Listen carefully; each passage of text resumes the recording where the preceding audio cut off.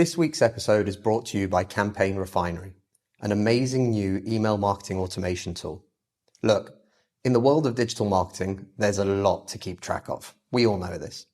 As much as we're in love with social media and the power of social conversation here at Social Inc. and on the All About Digital Marketing podcast, we are well aware at just how powerful email marketing can be. Email marketing is not dead. In fact, it's never been more important to help you leverage your presence everywhere else into the one channel that you'll own, regardless of what changes Facebook, Twitter, or any other platform makes in the future. I've known the founder, Travis Ketchum, for years, and he's been a past guest on the podcast, episode 15 if you want to listen to it. I've personally used his other products before, and they've been fantastic. The amount of thought that he's put into each and every one of what he's created has been incredible. I'd highly encourage you to try their free 14-day trial at campaignrefinery.com to see what world-class email marketing automation can do for you and your business. Massive thank you to Travis and Campaign Refinery for their support of the All About Digital Marketing show. Welcome to the All About Digital Marketing podcast. The show all about digital marketing. Digital marketing. Digital marketing. Digital marketing. Brought to you by Social Inc., a digital marketing agency specializing in social media and content marketing for brave brands and forward-thinking SMEs. I'm your host, Chris Bruno, and as always, we're here to bring you the most actionable tips, tricks, tools, and insights to help you achieve more when it comes to your digital marketing. Subscribe to the show and be sure to share with a friend if you found something useful or interesting. You can find all the show notes and more information on www.allaboutdigitalmarketing.co.uk. Daniel, thank you so much for joining me today. Thanks, Chris. I'm happy to be here. So first and foremost as well, I'm going to say thank you for getting up super early so that we could record this. I know it's somewhere in the region of about 5 a.m. for you right now. Yeah, it's nice, bright and early, but I'm happy to get up early for you, Chris. Fantastic. So I'm really looking forward to this. But before we get started, Daniel, can you tell the listeners a little bit about yourself, your journey, and how you got to where you are today? Oh, wow. Yeah, my journey started years and years ago back. Well, I owned my own business. And in 2008, we went into the Great Recession, and I had to reinvent it. I had to rebuild it. And it took 4 years to do that, and in 2012 sold it. So that was a big pivotal moment. I was responsible for sales and marketing in the business there, and customer experience. And it was just moving from that offline world where you had a lot of customer engagement. The business was in green construction. We were building green homes. So that I always took with me, and we had to move and relocate to Israel for family reasons. So we sold the business. I wanted to bring that element of it, that personal contact, that high touch personal contact, into the tech world, which I moved into at the time.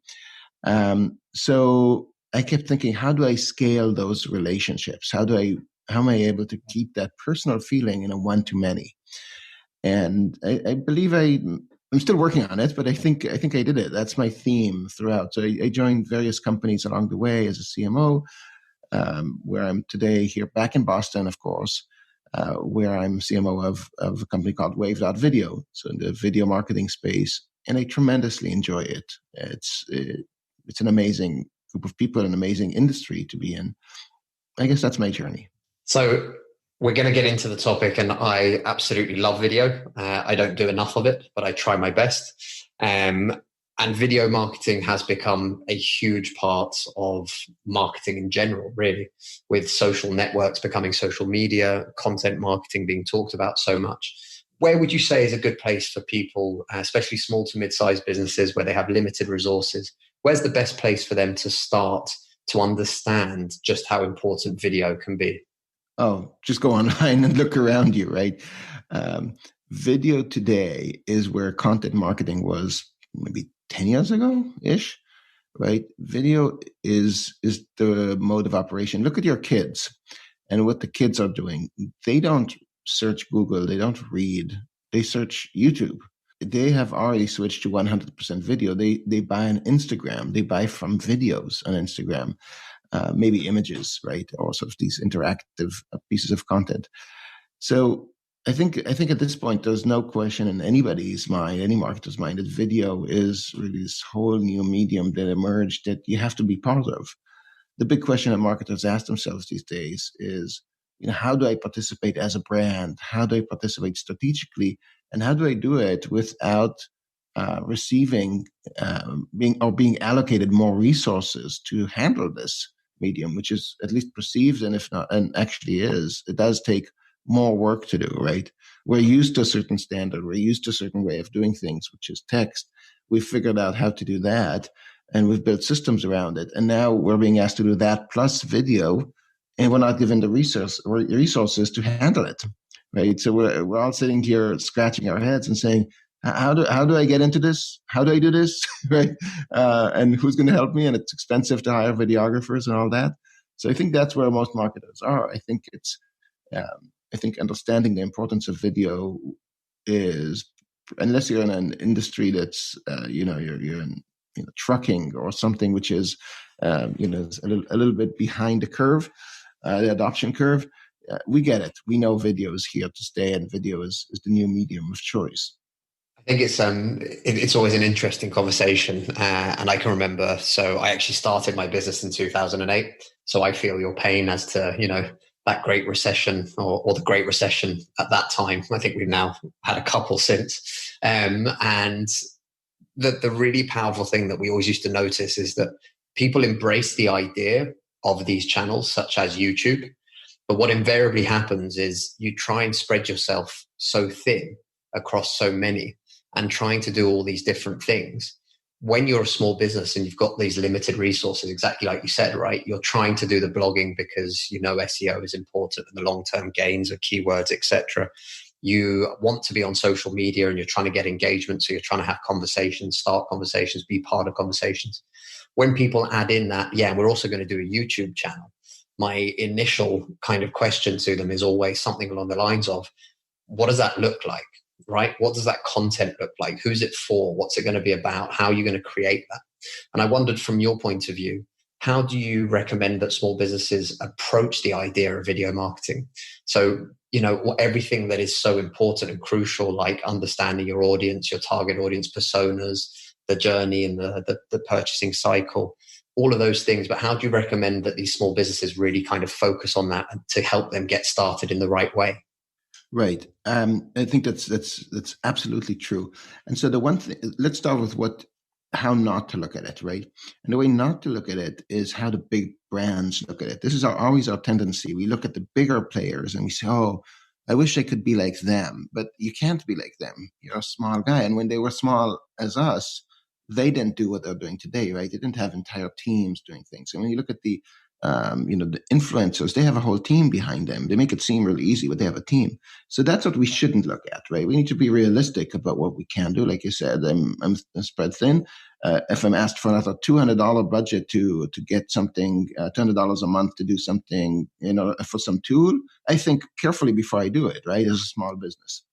So the way to approach it, I believe, is really to start thinking about transparency in my business, understanding that in today's world, the market, the audience, our consumers, what they really crave is a look into your business and who you are as an individual or a group of individuals who do the work. They don't just want the product, they want the entire package and the experience that comes with it. And so being transparent is actually much easier. The reason people don't do it is they're afraid of showing what's going on inside. So I know, if you're a plumber, for instance, a lot of times the instinct is, why would anybody want me on camera? I don't want to go on camera. I work with dirt and with glue and with things that people maybe don't want to see. But it's actually the other way around. You need to turn that into a strength, right? And say, look at the hard work I'm doing. Look at all the things I have to go through to make a happy customer. Right. And sort of be proud of that, flip it around, take that and make it your pride and joy, because it is your pride and joy. It's your craft. Right. So take those things and put them on camera. Take those things that you're passionate about, that the group of people who you are as a business are passionate about. And those things will be easier for you to put on film because you're passionate about them anyways, right? And if you're the kind of carpenter that loves a nice straight 2x4, shoot that. Take a short video of that.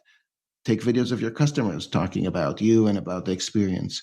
Take a video of yourself about to walk in the door. If you're a real estate agent and you're prepping a house, you're staging it, or you're about to walk into a house and discuss with a client, show the process, show your prospects, show your community all the hard work you're putting into that, into the result and into your customers, and showcase that. And if you can do that, you'll succeed well, and it actually won't take as much production and as much work as you think once you get the hang of it. It's really interesting you say that. And whilst you were talking about it, I've got this example in the back of my mind. And it was a friend of mine who sent me a really simple YouTube video. And it's about this chap cleaning a car. Now, if you said to me, do you want to watch a video about somebody cleaning a car? I'd say to you, no, of course not. Like, it's not the first thing that comes to my mind. But actually, this is what this chap does for a living. He cleans cars to a professional level, valeting all the way up to, Lamborghinis, Ferraris. But he started creating videos really simply about what he was doing. And like you said, complete transparency, his attention to detail, the way that he does it, how he gets things to work. He even shares his processes, some of the products he uses, everything else. And it's built into this huge community with people actually wanting to go to him just because of, the level of what he does. And then the second part was actually people wanting their cars to end up on his YouTube channel. Oh. Now, as an example of what you've just mentioned, right? This idea of the transparency, how the processes work and one thing and another. That's crazy, right? The power that video can have. And actually, you've got people, and I'm one of them. I've never taken my car. I only have a VW van. And it's 23 years old. So I don't really take it to people to have it valeted very often. But I know that there are people out there, myself, a friend that introduced me to this, that watch this purely because there is something almost therapeutic about this guy and the way he does his work and the difference it happens from starting very much at scratch at a really messy car that hasn't been cleaned for 5 years, and then seeing something that looks almost brand new at the end. And it all started by him literally just starting to share what he was doing. Yes. And I think what that means to a business is that in today's world, it's very difficult to survive if you aspire to be just a mediocre business. Because that's not something you can put on video. So if you're just, hey, I don't care, I'm just going to do my job, I'm going to get my paycheck and leave, and I'll be just an average whatever service provider, right? That's going to be very, very tough to succeed and survive with, unless you have unless you're protected by some legal monopoly, right? But to survive marketing wise, you have to be super interesting in some angle, right?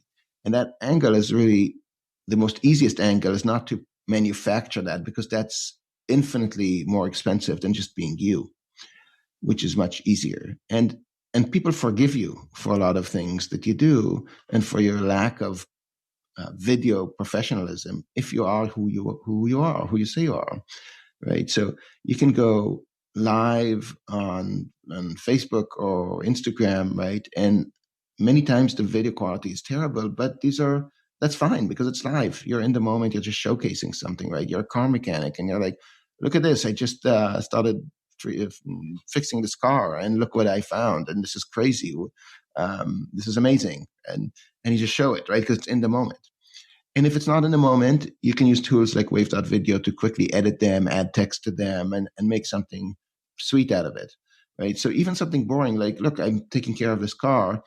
I didn't find anything special, but I still wanted to show you what it takes to get inside an engine and do something routine. And then you put a little text on top of it and turn it into a quick ad, if you will, or promotional video, and clean it up with Wave.Video and you get it done, right? So the different tools to let you do this but they're simple and they're easy to do. It's not a production studio with actors and scripts and all of that kind of stuff. That would take a tremendous budget to get right because it's inauthentic and therefore it has to be highly produced. Just be yourself on camera. That's all it takes. This is something that's really interesting because we work with a couple of other agencies that do phenomenal creative work. And like you mentioned, the budgets for good video ads to be produced is scary. And when we're talking to small businesses and especially startups actually in the tech world, I work quite a lot with WeWork Labs in London. And one of the almost most frustrating parts is a question that a lot of people ask, which is, when should I start my marketing? And I said to various and multiple times to the group that was with us, start right now. If you haven't already started, you're behind. And people's impressions is, yeah, but the brand guidelines aren't ready, or the company isn't, the product isn't ready, the MVP isn't launch ready, or anything like that. And our idea is always the same. You can start showing people behind the scenes who you are, who the team is, because it doesn't matter if you're in B2C or B2B. It's usually a human to human. In fact, it's always a human to human interaction, right? People want to buy from people that they like, or people that they resonate with, or people that they feel like they've built a relationship with. And it's something that I wrote a piece recently about this, because I try and use the analogy of, when you're watching one of those shows that really gets you hooked, or a film that you just get completely immersed in, and you start to have that, you start to build almost a relationship. It might be empathy, it might be anger towards a particular character, but you feel like you know them. And video is an amazing way to simply, like you said, go live on Facebook. You don't need any production quality to start with. Just hold the phone in your hand. If you've got some headphones, a little bit better for the quality of sound. But none of that really matters, especially not when you are a small business. People know that you're a small business. Trying to fake it till you make it is a concept that I don't particularly like. But actually, the authenticity and just showcasing who you are, what you do, how you do it, is a great way for people to be able to resonate and build a relationship with you. And exactly like you were saying at the beginning, right? It's a way to do it one to many rather than one to one. And I think this fake it till you make it, I personally don't like it. I think the appropriate way for a startup or a small business, the entrepreneurial way, is to take them with you on your journey, right? You are who you are today, and that's what you're proud of. And we as entrepreneurs, the real strength we have is our ability to just hit the road, speed up, and change a tire while we're driving, right? That's incredible. We can do this. And this is our only strength against the big players who, well, they have a whole process. They have to stop. They have to get, all those safety checks in place. They have to get their attorney to look at the tire before they change it, right? We keep driving while we're changing the tire. And that is our only defense against them, right? The fact that we don't have those legal departments. And it's not that we are trying to do something illegal at all, but we are much more agile and quick, and we can jump in and find those little niches that the big players will take them forever to adjust to the changing marketplace. That is our strength. I talk about this in my book, Disrupt That. And that's what people like about us too. They don't expect us to be like the big players. They like us to be agile and smart and be able to do things that others can't. And so that's the thing we should be proud of. That's the mentality you have to stick to. Don't go for the highly produced stuff. And we see this a lot with our customer base, how they use Wave.Video, right? So it is true that highly produced video ad will outperform sort of an amateur ad when it comes to paid advertising. But the problem is, there's a high level of uncertainty with what ad creative will work, right? It might take you 10 times to try different ads just to get one that works well. And then you have to try again and again, right? Because the marketplace changes. So how do you deal with that? You use a product like Wave.Video to create multiple versions of ads, see which creative works better. And then you can say, you know what, this is great, but now I'm willing to spend $2,000, $4,000 to get to take the same concept of ad and make it really nice with a proper videographer and designer, and really go in there and bring it up a notch and get a bit more from my performance, right? But if I had to do that for every single version and single concept, I just can't afford to do that. It just doesn't work, right? And my ad campaigns don't make sense, and my ad agency doesn't make sense to me anymore. What are they charging me for, et cetera, et cetera? So you can change the tire while you're driving. Go for that low quality ad, make a few of them, see how they work, do it yourself. It doesn't take much time. Play around with this, and then go for the professional when you've solidified, you figured out, I'm on the highway now. I can do this, right? It's bringing me some cash flow. It's working. Let's make this, let's systemize this a bit. There's also, for me anyway, that there's a really big element that people, I find, forget about. And I wanted your opinion on this. When you go live on Facebook and you've recorded a piece of content, that's not the end of it, for me anyway. That piece of content can be reshared. It becomes part of your catalog, whether it be on Facebook, on Instagram, or anywhere else. You can repurpose that content. You can cut smaller clips out of that content. You can just reshare the content a week later, a month later, a year later, if it's still valid. You can use that as part of your overall marketing strategy. And it's not just a one and done kind of thing. And this is something that we often kind of repeat to people about all sorts of content, whether it be blog articles, Facebook posts, videos, or anything else. I really believe in the idea of repurposing, but I also think that one video does not equate to one and done, one post. Yeah, it got a few views. That's it. It's dead in the water now. We have to move on to the next thing. What's your take on that? I love that you said that. That's what video marketing is all about.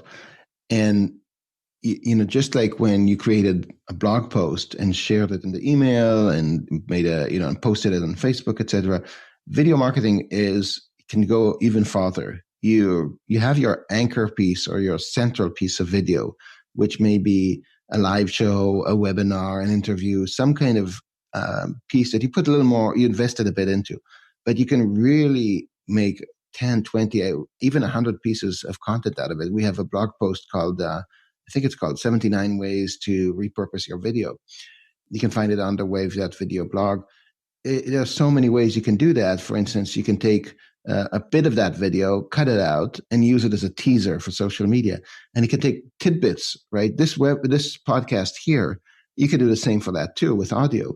You could take sections of it and just use each one of them as a separate post, linking back to either to the podcast or to your website, etc., right? And with video, actually, somehow it's a bit easier because of the visual component to it. Somehow it's okay if there's just 15 seconds of it, and which with audio it just doesn't feel right somehow. I can't explain it, but with video it works well. Take 15 seconds, put it up there, and then put a screen saying, continue listening on the full podcast, or come to our website to learn more about us. And people will consume these short bits of information, and over time it builds a story about you, and they like it that way. That's what they want. They're constantly swiping through stuff. So these little bites, these biteable contents, right? That's a marketing strategy, and content and video repurposing fits right into that. And so if you have a chunk of video content already created, that is gold. It'll probably be the best ROI for you to hire somebody to just go in and chop out pieces of it. It doesn't have to be a highly paid person. It's just somebody, because all they're doing is going into the existing library of content you have and getting little bits and pieces and then just pushing it out on social media or handing them over to your social person. Or, and this is, of course, something you can also do yourself. But oftentimes as marketers or as business owners, we're visionaries. We think forward, right? So we're like, why would I go back to my old stuff? Well, it's tedious, but it brings huge ROI. And a lot of us have a huge library of content that we don't even think about. Now, if you're in the B2B space, you've got webinars galore. You've got a ton of webinars with guests on them, and you got so much good content in there, and it's just sitting there. It doesn't do anything for you, right? Grab pieces of them. Use them.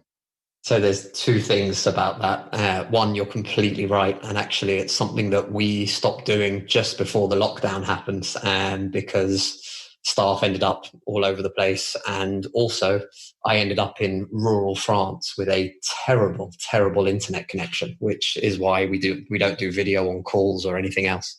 But I think it was Tim Ferriss who said that the biggest impact to his podcast in terms of the numbers was when he started taking these short clips. Because people, if I want to recommend to you, for example, Daniel, a podcast, the chances are if I send you the whole podcast, it's 50-50. Do I have time to invest an hour and a half to listen to something? But those key moments that really grab attention, and I go, Daniel would love this. It's all about video marketing, for example. And I share that with you. If that 20-second, 30-second clip, which you will listen to because it's not a big investment, if that catches your attention, you're 10x more likely to then listen to the podcast episode. So it's something that I really do believe in, and something that I need to give myself a bit of a kicking for not having managed to keep up with it, because of the fact that uploading and downloading is painful at the moment. But I do highly recommend it to everyone. I think it's a great way for people to get a taste of something.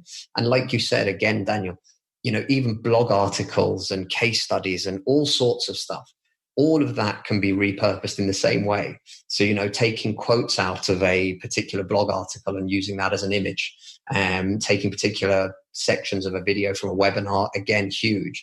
Repurposing that PowerPoint that you shared with a group of people at an event and making it into a slide deck for LinkedIn. There's 100 ways and there's probably more, in fact, if we got into that, Daniel. But there's hundreds of ways to repurpose your existing content. And again, if you've been writing a blog a week for the last 2 years, you've already got over 100 articles that you can go back and update, reuse, repurpose, reshare, and keep giving those people, your audience, more value from what you already have, rather than just thinking about the new.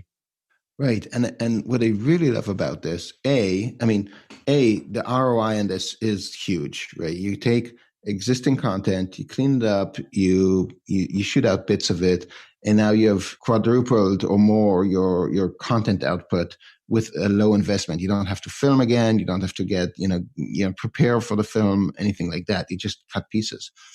So the ROI is huge. But what I love about this is that it converts a lot of your marketing efforts from a single medium to multiple mediums. So think of it this way. I have a podcast called the BTU, Business to User Podcast. I like to say that most of my listeners never subscribe to my podcast, never actually listen to a full episode. My audience is far, far bigger than my actual podcast subscribers. Most people know me and know my podcast through the bits and pieces I put out there. And so no longer it's important exactly how many subscribers I have. My marketing, my sphere of influence has grown dramatically because of this activity where I'm taking these bits of the podcast and just sharing them around. And that's the beauty of it. You're actually amplifying your influence and amplifying your reach and your sphere through this. And you don't have to think of yourself as, oh, I'm a podcaster, or I do lives, or I do this, or I do that, right? You have this whole sphere of influence with all these activities that you're doing now. And it's wonderful. That's a huge change as well in a paradigm shift for people as well, right? And I think back in the day, people used to get way too focused on the vanity metrics, as we now kind of refer to them, almost dismissively. But actually, that building of your network, that having a real sense of community, and like you said, it's not your subscriber numbers. It's not necessarily just the total number of likes or followers or connections that you have on LinkedIn. It's the power and I don't want to use the word virality because it's probably wrong in that sense, but that ability for your content to go further and reach more people than the original piece ever actually thought it would be possible. Exactly. Yeah. Okay. So we've talked a lot about the video side of things, how to get started. We've even talked about the absolute 100% benefits of repurposing. And I say 100% when I should be saying probably something more like 50,000% effect of repurposing content. What are some of the tools? And I know obviously we're going to talk about Wave.Video as well, but what are some of the tools that really can help people when they're just starting out. Because from my side, one of the first things I say to people is if you've got a smartphone, you can get started straight away, right? There's nothing stopping you. There's no barrier to entry. Everyone has a smartphone, and that allows you to go live on Facebook for your business or for your personal profile. And that in its own right is a great starting place. But what are some of the tools and what are some of the ways that people can use them to really help them to create this content? Yeah, so I think, like you said, the smartphone contains all the hardware you need in most circumstances, right? In difficult lighting, you might want to think of cheap light. They usually cost around $50 to have an LED light for, say, a darker room. If you're seasoned, already getting this done, and you want to have a much nicer video background, if you will, you might want to get a nice some potted plants and stuff for your background, and maybe a nicer camera like a DSLR or something. But for the most part, an iPhone will do the trick, right? For 80 to 90% of the cases. So that's all you need for hardware. A good mic might help as well, by the way, if you're doing interviews and if you're repurposing to audio to podcasts and so on. So that's in terms of hardware. In terms of software, you don't need a lot, and it's come down. Companies like Wave.Video have really brought down the barriers, have made it really easier to do this work with one simple tool. And so what you want to do oftentimes is either edit, clip, trim your videos. You might want to add text on top of them, and you might want to mix and match with stock footage, which if you don't have good footage of yourself or images, right? So you might want to bring in, you might have, say, a minute of good footage and you have a bit of a story to tell, but that's not enough. You need a bit more, right? Or maybe you're camera shy, or maybe your footage is just not good enough, and you need, okay, I'll just take a photo or two of myself. The rest I want to be, I need other footage, right? So you can get stock footage. So tools like Wave.Video really allow you to do all of that. And between Wave.Video and the tools on the that the social media platforms provide, Facebook Creator Studio, for instance, has a lot of tools right there for you. Between those two, you're pretty much covered. And if you're doing live streaming, you might want a multi-streaming tool like Vidyard or BeLive. There are a few of these. But again, you can also do that organically on the social platform itself. So pretty easy, very easy. You don't have to learn a lot of tools. You don't have to get into like Adobe Creative Suite and all that, crazy stuff. So it's really interesting that you say that. We started this podcast as an experiment internally as the agency. We basically used to set ourselves a lot of challenges, and I still do. But the idea was really simple. We never really worked with a podcast. We'd never really done anything technologically speaking as a part of a podcast. So we decided to just get started. And the very first ever episode, all four of us got together. It was on a Zoom call. It was recorded, I think, to the cloud as opposed to locally. And basically we were just using our headphones, like the Apple headphones or AirPods, whatever everybody had. And we all just dialed into this call and we recorded the first ever episode. As you then progress, you realize that you want that slightly better quality of sound. When you're doing more videos, you realize that there's a ton of equipment that you could spend money on. But I think what's really important is, again, that wherever you are right now and whatever you have right now is a great starting place, right? I think that's the key thing, is that there's nothing stopping you right now today picking up your phone, sticking in your headphones that you would usually listen to music or have phone calls with, and simply shooting something. That's the important part. Right. And that's no excuse. And I think the value you get from an agency, for instance, is not that they have equipment or they have talent. That's true. And they have experience. But it's not that they have, they're going to bring something to the table that you cannot do in-house, right? What the agency provides for you is a more systematic approach and focus, and taking things off your plate and doing it in a systematic manner, right? And so, and oftentimes agencies will provide talent, which you may or may not have in abundance, right? But you have the tools to do this. There's no question about it. So that's not a reason not to do it. Saying, "Oh, I don't have the right tools." There's some things to learn here about best practices, of course, and knowing all the little details and what kind of text you should put in a social post, that really promotes video better. But that's the little stuff, and you can't sweat the little stuff. We're entrepreneurs. That's who we all are, right? Unless you're a big corporate, that's who we are, and that's how we work. These stuff don't stop us. So what I find is most times what's really stopping people is some psychological barrier.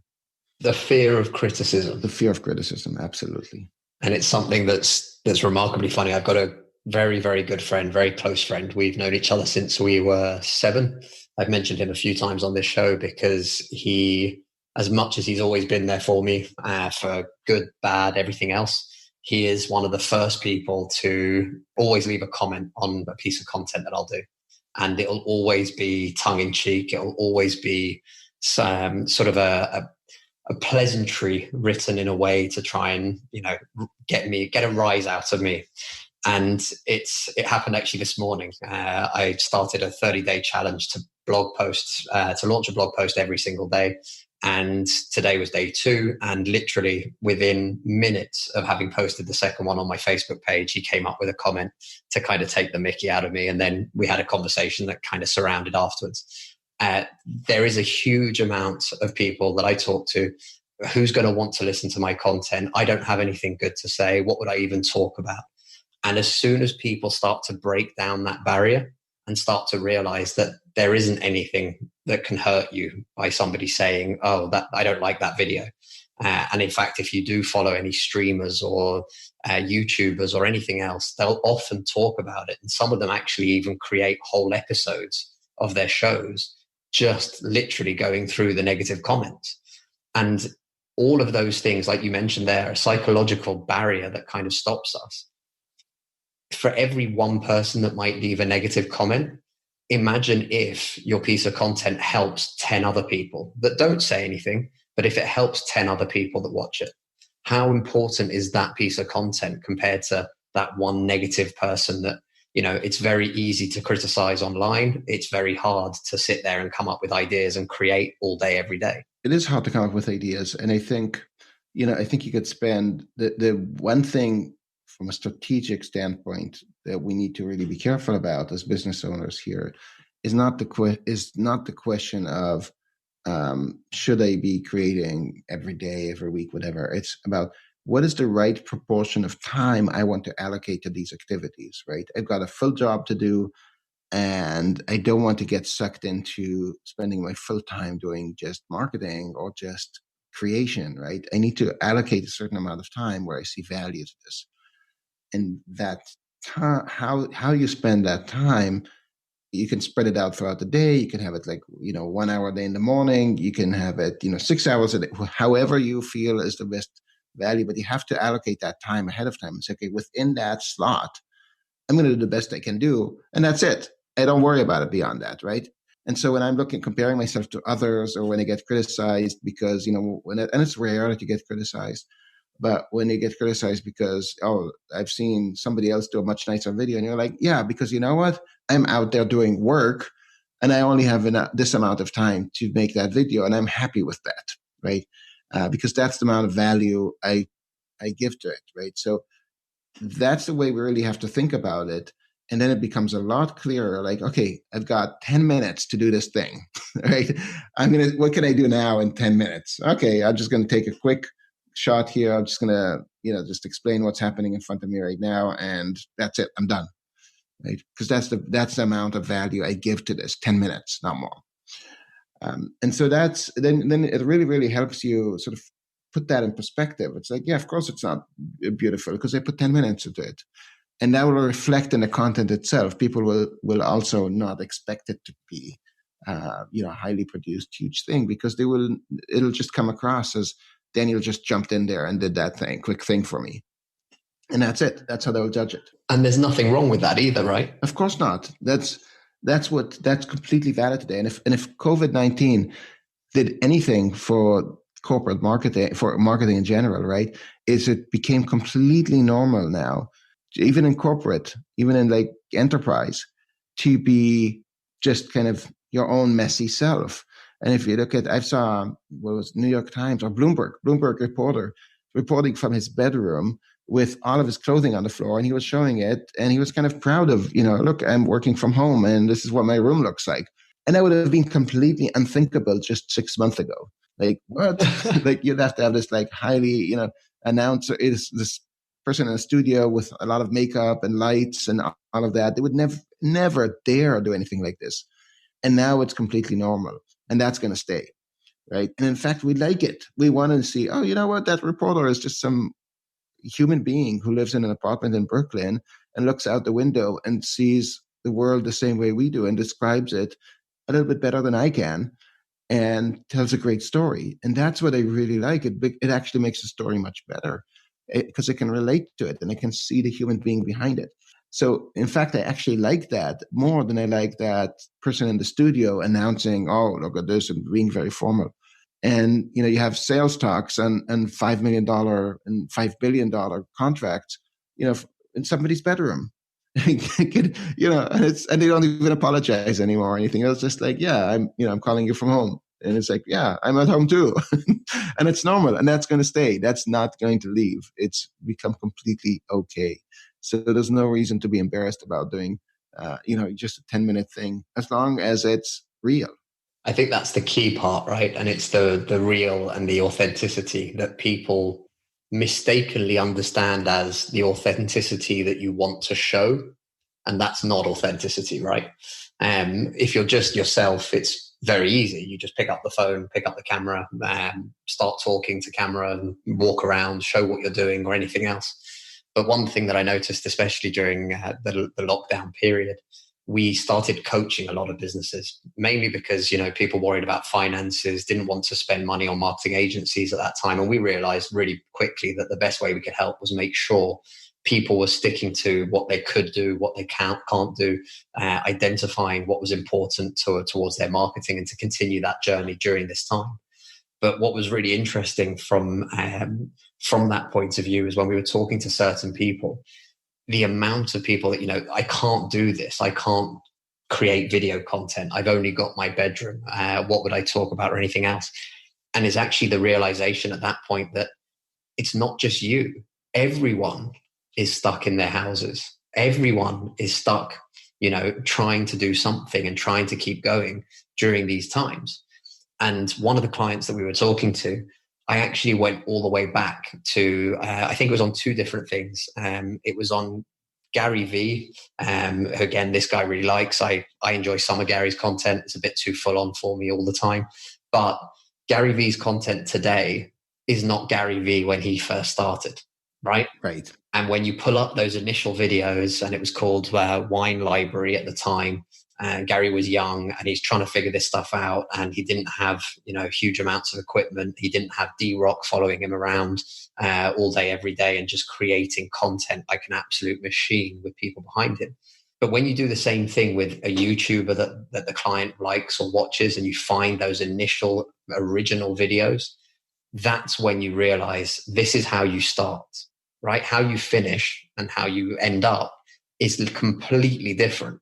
But how you start and how every single one of these people started was with consistency and creativity, right? They just kept coming up with ideas and they just kept doing it, regardless of the limitations of the technology, of what they could do and what they couldn't do.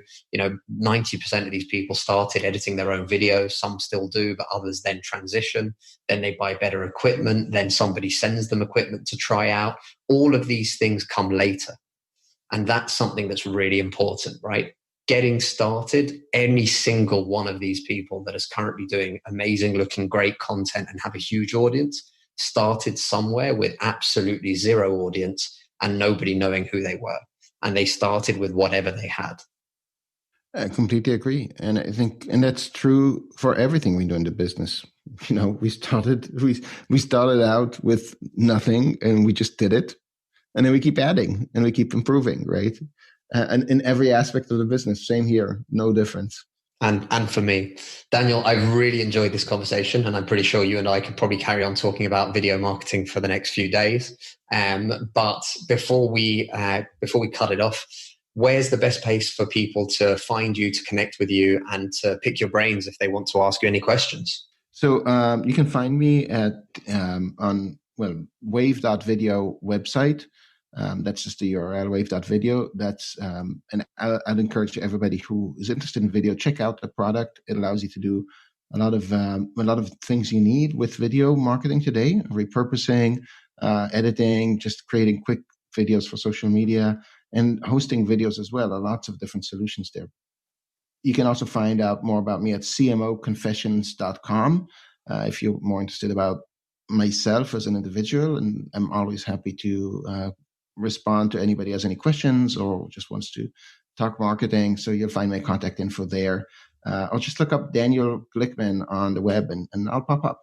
Perfect. We will add some links into the show notes as well as for Wave.Video. Daniel, thank you so much for coming on the show and sharing some insights. Thank you so much. I really, really appreciate it, Chris. The All About Digital Marketing podcast is brought to you by Social Inc., a distributed digital marketing agency specialized in delivering results through online campaigns. Whether it's content marketing, social media marketing, online advertising, or web design, we've got you covered, from strategy through to delivery. If you're struggling with your digital marketing, get in touch today by simply visiting www.socialinc.co.